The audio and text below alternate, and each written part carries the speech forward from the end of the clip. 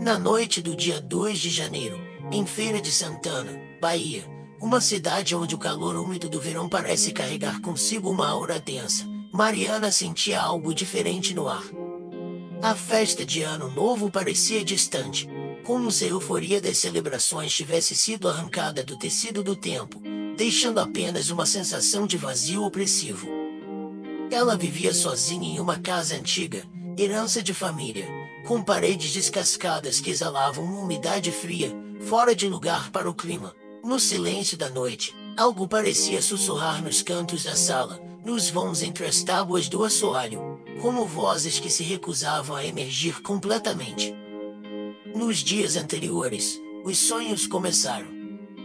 Não eram sonhos comuns, mas visões tão vívidas que a realidade parecia desbotar em comparação. Ela caminhava por campos sem fim, sob um céu coberto de estrelas que piscavam como olhos famintos. Ao longe, figuras se erguiam, contornos de deuses que antecediam a compreensão humana, monstros de proporções e formas impossíveis, como se a natureza tivesse sido dobrada e partida para moldá-los. Um deles, em particular, sempre aparecia.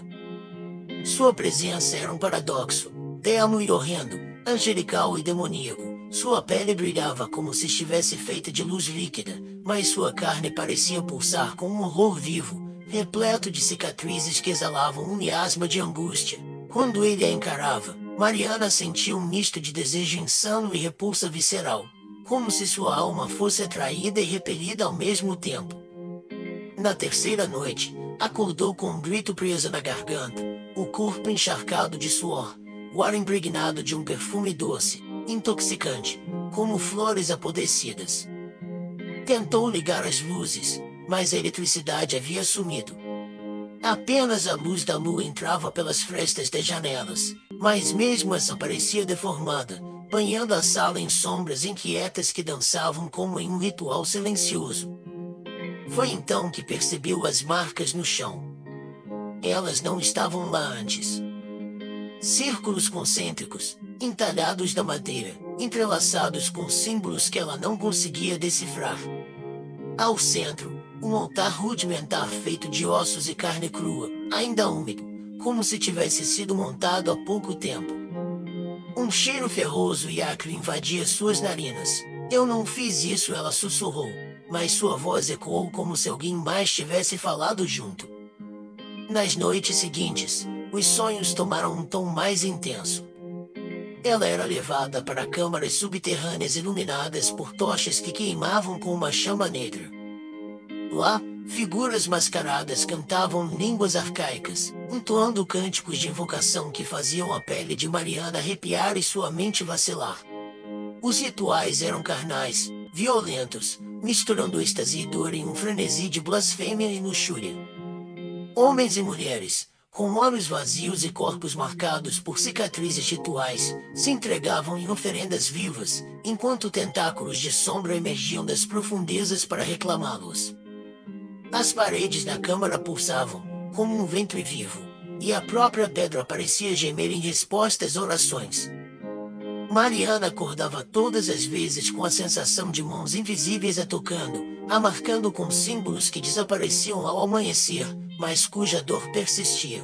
Um dia, notou que seu reflexo no espelho já não era o mesmo. Algo se movia atrás dela, algo que não estava ali quando se virava.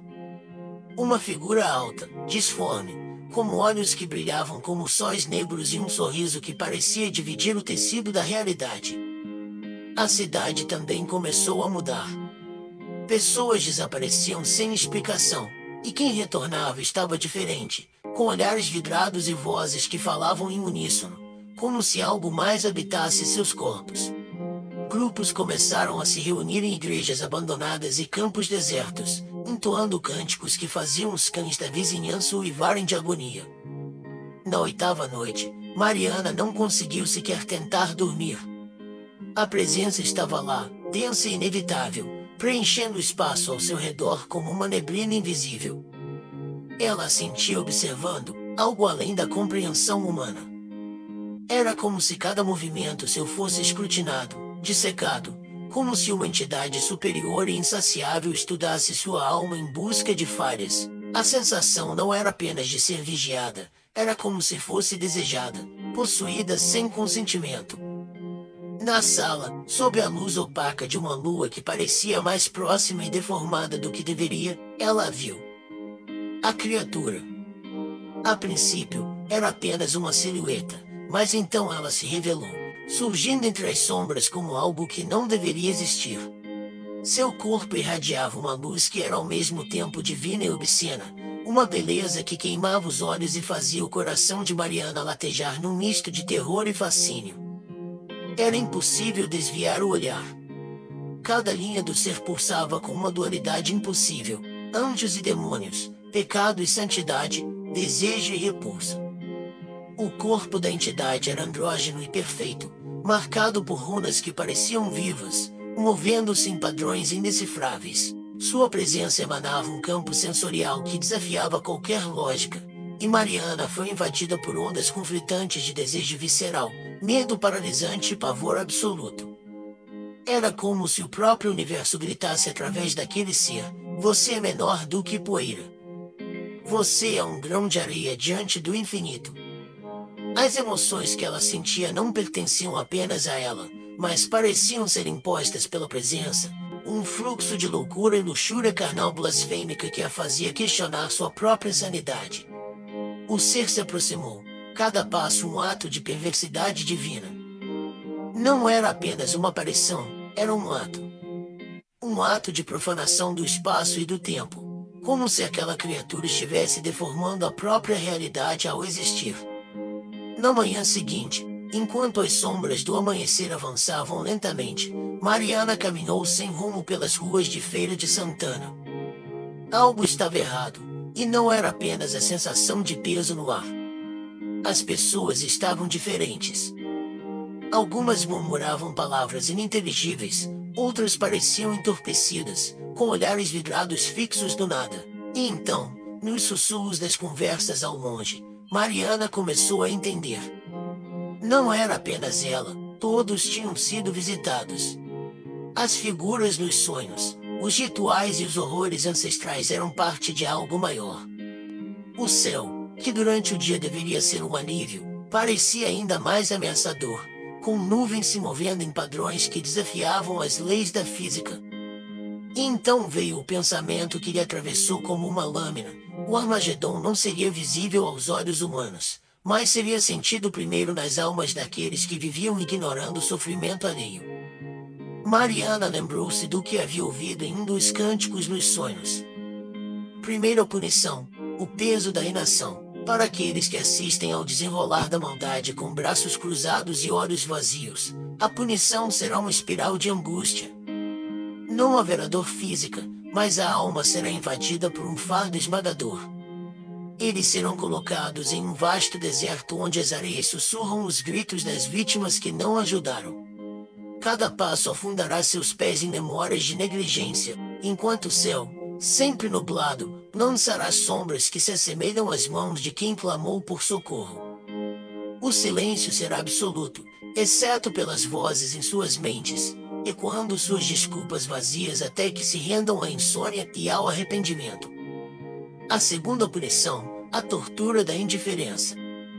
Os que vivem sobre o muro entre o bem e o mal, incapazes de tomar posição, serão condenados à tortura de viver entre dois mundos, presos em um labirinto de espelhos. Seus reflexos se alternarão entre imagens deles mesmos, ora bondosos, ora cruéis, ora inertes.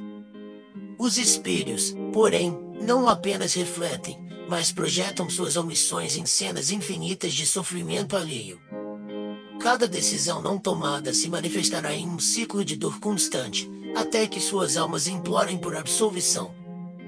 O ar do labirinto será denso, como se a própria indiferença os sufocasse, enquanto o chão, feito de espinhos invisíveis, os força a avançar sem descanso.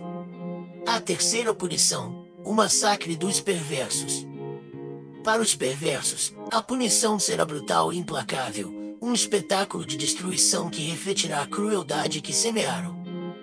Serão colocados em um campo onde os ventos cortam como lâminas e o solo se transforma em uma massa pulsante, como se a terra rejeitasse sua existência. O massacre será conduzido por sombras gigantescas que surgem do solo, espelhos grotescos de suas próprias ações.